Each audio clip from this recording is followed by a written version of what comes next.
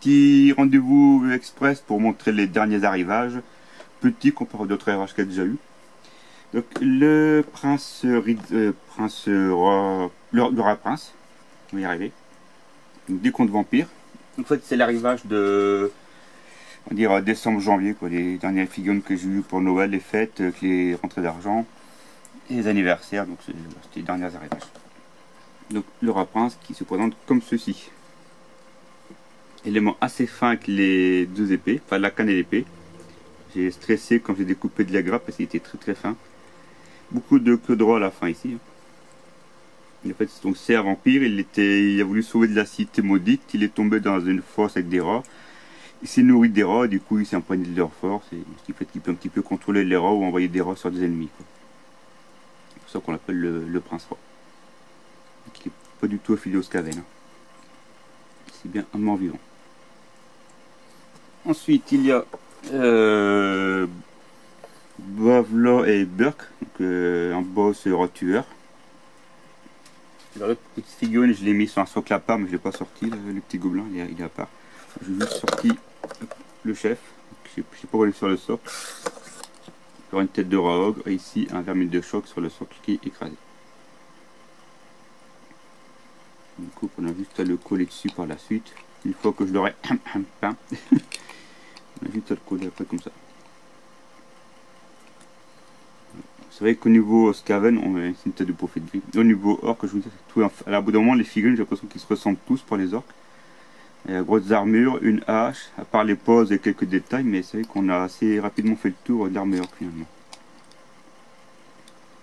Voilà, c'est une commémorative série qui était sortie d'abord en Amérique, je crois, pour un événement, et qu'ensuite ils ont mis à disposition sur leur site pendant à peu près un mois. Je sais pas si ça va, les zooms. Donc voilà, ça c'était pour le dessin à part. Il y en a aussi une troisième qui va sortir vite fait pendant que j'y pense. Ici. Celle-là, elle m'a été offerte par ma soeur à Noël. C'est le Knight Chevalier Relictor. Je vais vous montrer vite fait dans une vidéo quand on parlait du Lord Relictor. Donc, Stormcast classique, donc la version 3 du coup. Voilà, je vais la remettre là-bas. Donc lui, il n'a pas de botte puisqu'il était en blister. On dit emballage plastique avec un simple papier devant, quoi. Et ensuite, la version, enfin la saison 5 de Underwater Shadowspear, où cette fois ça se passe dans un monde un petit peu marin en fait. Deep, ça veut dire tout ce qui est marin, enfin tout ce qui est eau, tout ça. Pas profondeur aussi. Arrow, c'est flèche, c'est pas de bêtises, donc les profondeurs de la flèche, qui en traduisent pas trop dire grand chose. Je vais pas tout ramener parce que j'avais déjà séparé les éléments, du coup je range dans les boîtes à chaque fois.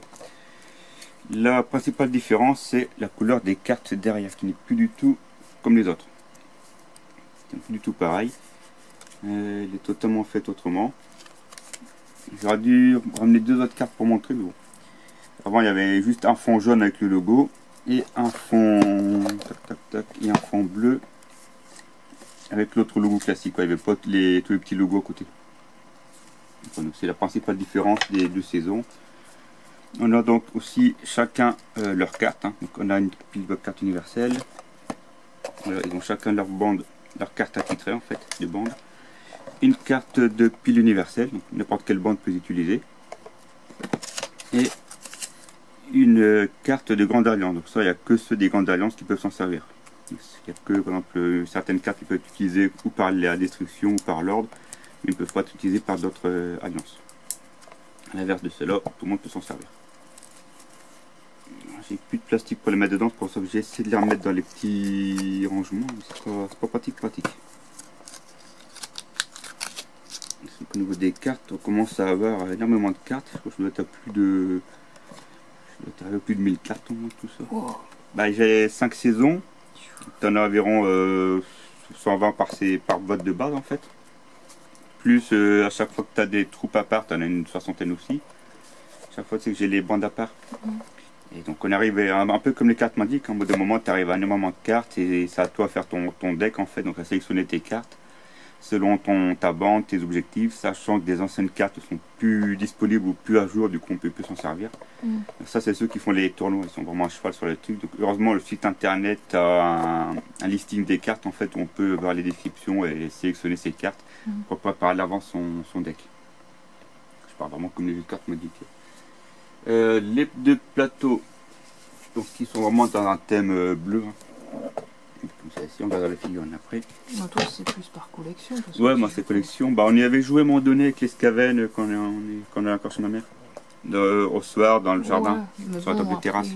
À part les Skaven, les autres, j'en ai pas. Bah, après, un temps que je continue de jouer les Skaven. Hein. Non, on n'a pas le temps. On n'a pas le temps. On prend pas le temps, c'est pas pareil. Donc les deux terrains, hein, donc, assez fond marin en fait. Hein. Le tourbillon, des... Alors, au niveau de terrain, j'ai de la marge. Hein. J'ai pas mal de terrain Shadowspear. Avec à chaque fois des règles en plus pour certaines cartes. Hein. Donc on a des petites règles qui s'ajoutent au fur et à mesure des saisons. Ici on peut avoir un gros genre de tourbillon en fait. De l'autre côté.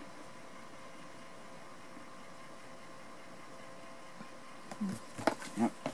Le petit livre des règles. Donc Européen, donc on est arrivé au 5e, donc il y en a pas mal. Avec la description, donc la présentation des deux bandes, la description hein, d'une ville, en fait, donc c'est une ville qui a sombré dans les abysses, qui était du côté du royaume des ombres, si je dis pas de bêtises. Donc, le royaume des ombres, c'est le royaume de Molarion. Voici une grande abysse avec une ville totalement détruite. Les deux bandes, donc les mythoclastes de Xandir, des Stormcast, et la bande rosée des Cruel Boss, qui complète du coup la version 3 de Loup Sigmar. Donc toutes les cartes qu'on a. Les pions, alors les pions et marques, ça change pas, c'est toujours pareil. Hein. Je regarde vite fait, non, il n'y a pas vraiment de nouveauté, à part ces deux cases là de penon qui sont qu'on ne connaît pas avant. Les pions de dérivation, on en avait déjà. Les pions objectifs, c'est toujours pareil. Des pions résurrection qu'on n'avait pas avant. On avait les pions d'activation et là c'est nouveau. Les plateaux recto verso. Donc, comme l'équipement ne change pas beaucoup, je ne les ai pas sortis de la boîte. Les deux bandes une fois peintes. Comment on décrypte les cartes. Puis après donc on a les différentes explications, les logos des icônes, les piles, toutes les règles en fait pour le jeu. Ils ont fait toutes les règles. Ils ont résumé toutes les règles dedans. Je joue un peu vite. Hein. Les rounds, les terrains qu'on a plusieurs, le nom des terrains et le résumé ici, la fiche de référence qui est résumé des règles. Et les figurines donc, sont donc, les Stormcast qui sont, il y a un oiseau, donc, ici. Et donc, le chef avec une lanterne, un archer et un Stormcast avec deux marteaux, enfin avec arme à deux mains.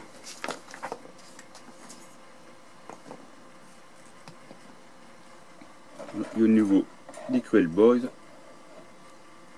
on a un chef avec sa tête dans une cage. Je vais mettre l'oiseau, il met sa tête dedans, il n'a pas bien compris. On voit vraiment que c'est un peu plus sauvage que les orques. Et finalement, il y a deux Groot, ça c'est les deux Groot, et un petit kobold, un autre gobelin, un goblin.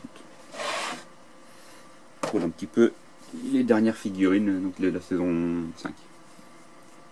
Par la suite, il y a un ogre qui est sorti et il me reste toujours à avoir les Deepkin de la saison 4 du coup. Donc voilà, je crois que j'ai fait le tour sur le dernier arrivant, j'ai rien oublié, je vérifie.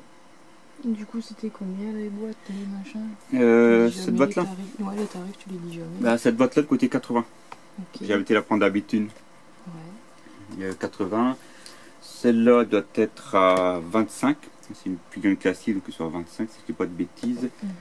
Et elle devait être à 30 normalement, si je me souviens bien. Donc elle, elle était disponible un mois. C'est des commémorations, donc ils sont disponibles à mois, on ne les trouve plus. Puis après, on les trouve sur internet, prix triple, après, double. Comme c'est des trucs collecteurs aussi.